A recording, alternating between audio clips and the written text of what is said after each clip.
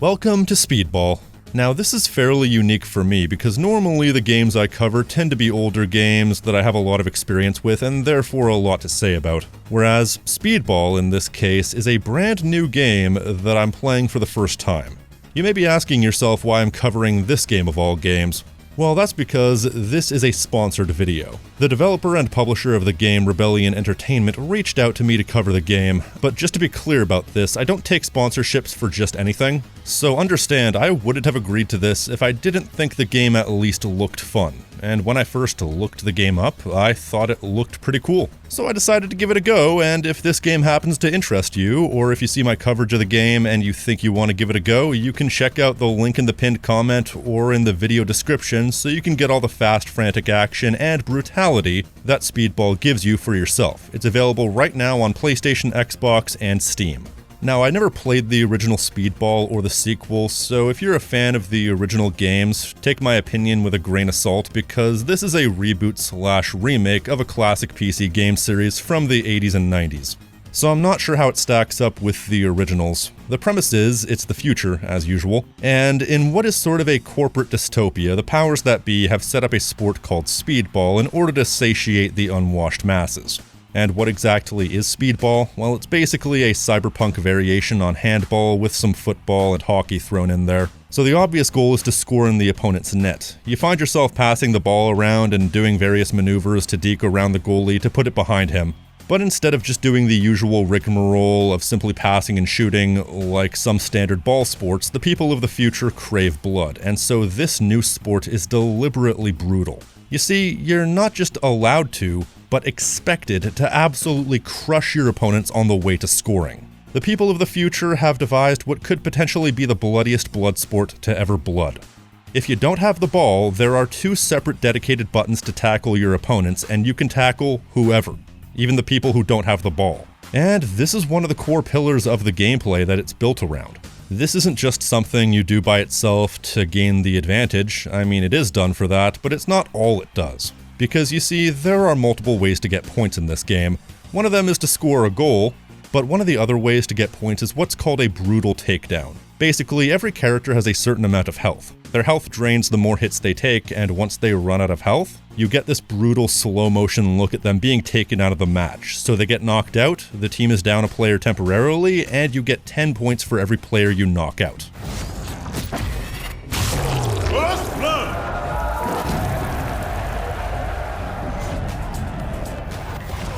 And there are times where you hit them so hard on a brutal takedown that they go flying.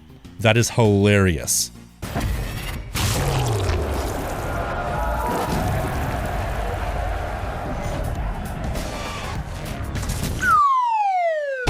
You can even temporarily take out the enemy's goalie. The goalies have shields that prevent them from being taken down instantly, but if you hit them a couple of times, their shields will be disabled, at which point they'll be vulnerable. Then it's just a matter of lobbing the ball towards the goal. So this game outright encourages you to be as aggressive as possible, and the takedowns feel very visceral in the way that players connect and crumple.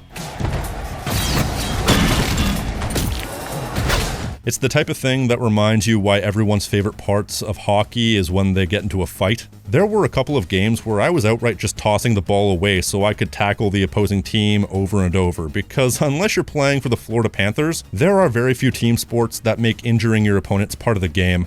And there's even some super tackle you can do by holding down the tackle button where you fly in whatever direction you're pointed in. And the idea is, you're supposed to use this to cause even more damage, but the twist is, if you miss, there's no way to stop yourself, and unless you hit someone, either an opponent or one of your own players, you will crash, deal damage to yourself, and also temporarily knock yourself out. As far as the rest of the game is concerned, they take advantage of the futuristic setting by giving you different mechanics within the gameplay that wouldn't be there in more contemporary settings. And they also dress up the arenas with various hazards and toys to play around with. As far as controls associated with the futuristic setting, every player is equipped with some sort of jetpack device, and they also have some sort of device that allows them to wall run. So if you happen to have the ball, you can dash around opponents, and you can run on walls and various other obstacles to your advantage. Of course, they need some limitations, and so aside from your health, every character has a set amount of stamina they can use before they have to stop and take a breath. And pretty much everything uses stamina, whether it be sprinting, tackling, or wall running, and so on. So something you have to keep in mind while playing the game is not to overexert any particular character. Thankfully, you still have multiple other characters to pick up the slack while any given character is winded, so it's not that big of a deal, but it is something you have to keep in mind, especially if you're in the middle of carrying the ball to the goal. Wall running is very useful in that type of situation because you want to get as much motion in front of the goalie as you can in order to psych him out. If you just shoot normally, there's a very good chance that the goalie will be able to save it. Meanwhile, if you're moving around as much as possible while in front of the goalie, you have a much higher chance to score. As far as the stage hazards that either help or hinder you in gameplay, this is where things get a bit interesting. It was definitely smart to add hazards to these various arenas because I think the gameplay would have been a bit too one-note if it were just about tackling your opponents and avoid getting tackled yourself. Every arena has a different set of hazards and various toys for you to play around with, including jump pads, pillars that rise up from the ground where you can wall run on to give you the advantage. You have a variety of spinning contraptions, one of which is just your standard spinning obstacle that damages you if you walk near it, but you also have a spinning contraption that shoots ice so it freezes you temporarily, making you move slower, and you also have a spinning contraption that spits fire which damages you. They have wall-mounted flamethrowers, grates on the floor that shoot fire or ice, and most interestingly, they have grind rails, which you can use to get around the arena quicker and avoid obstacles. If you're good, you can combine air dashing, grind rails, and wall running in such a way that you probably never even have to touch the ground. Only if you're good though, and trust me, I can tell just from playing this game for a number of hours that the skill ceiling on this game is astronomical. And then there's also features within certain areas that help you get more points, like the multiplier hoops. These hoops you can throw the ball into, after which you temporarily get double points for scoring, but it can also backfire on you, especially because you have to relinquish control of the ball to throw it into these hoops, so there is some risk. Moreover, you also have stars in certain arenas, and if your team throws the ball into the stars, or if you touch the stars while holding the ball and change every highlighted star to the color of your team, you get an extra few points. So there's a lot going on here, and every arena has a different set of rules to abide by, which sort of forces you to change your playstyle on the fly. Like, I found out the hard way that trying to wall run in the arena where the walls have flamethrowers is a losing proposition.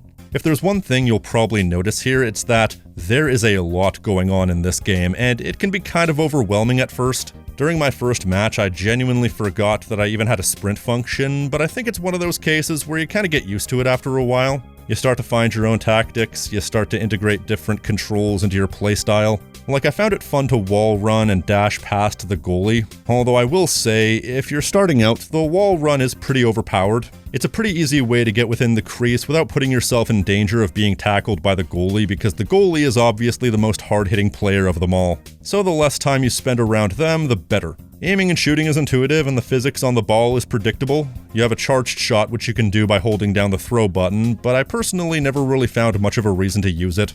This is because you're more likely going to score a goal by getting around the goalie, not by standing there for a second and charging up your shot. The speed of the shot really only matters if it leads to the goalie not being able to grab the ball, at which point, if you have someone in the correct position, you can get the deflection and score easy that way.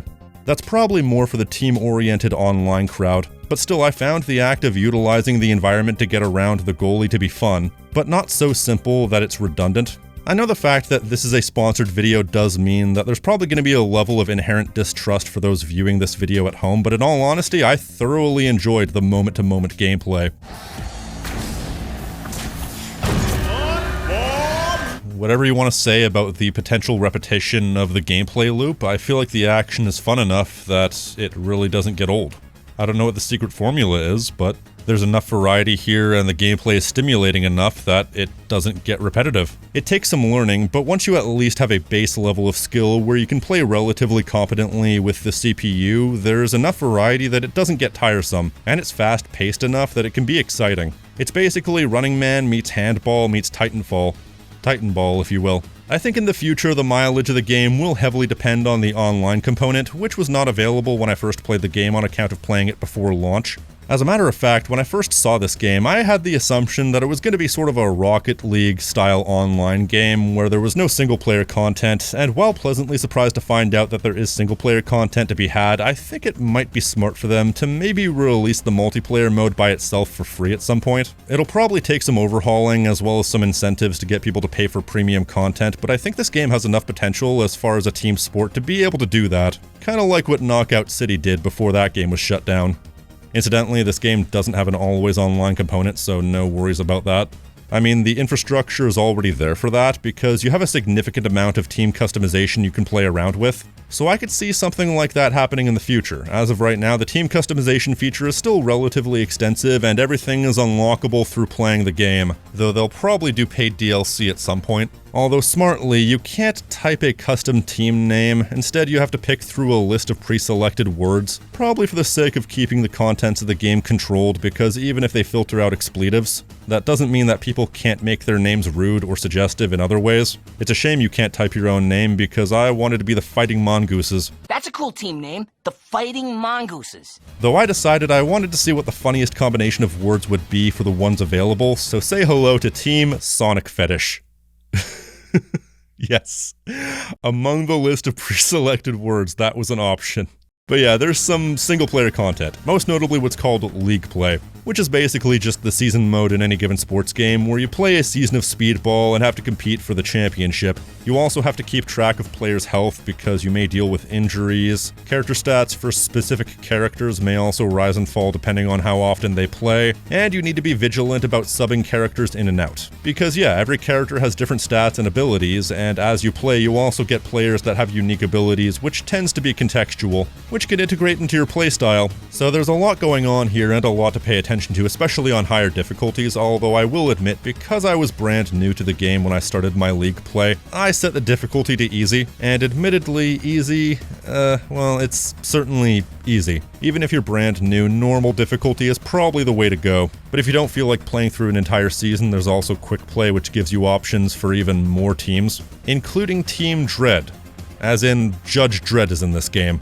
And also, if you happen to be in the mood for some classic-style multiplayer, this game also has a dedicated couch multiplayer mode, which I encourage because local multiplayer is surprisingly rare these days. So yeah, I'm pretty pleased with what I've experienced. It's not perfect. I experienced a few glitches, like a celebration animation taking place in a wall, and I got soft-locked on the tutorial because I unplugged my controller. But in fairness, I was playing the early access version. Maybe they're aware of this and it'll be fixed at launch, or maybe it'll be fixed in a later patch. As far as general gameplay tweaks, if I had a few suggestions for the development staff, I think it's cool that you can change the different formations of your team to prioritize a different overall style, but I also think you should have the ability to alter your team's AI so they might prioritize certain things over other things. For example, you might want your team to prioritize offensive play over defensive play and vice versa, or you may want your team to prioritize a passive playstyle prioritizing dodging instead of tackling, if you see what I mean. Second of all, I like the grind rails in theory, but they're a bit awkward to use at times because they require a bit too much precision.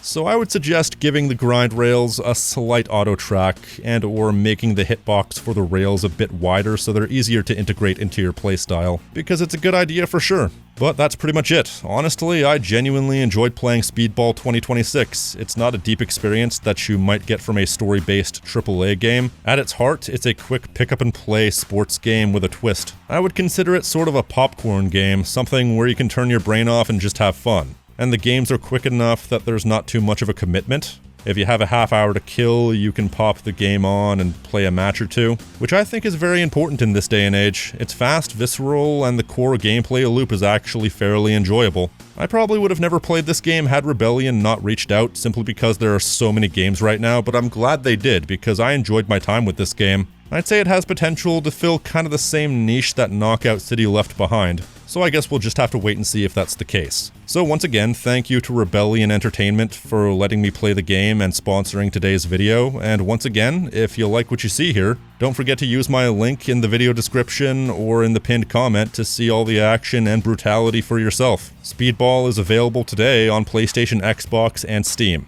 I've been the King of Snark Style right here on Tactical Bacon Productions, and, well, I approve this message.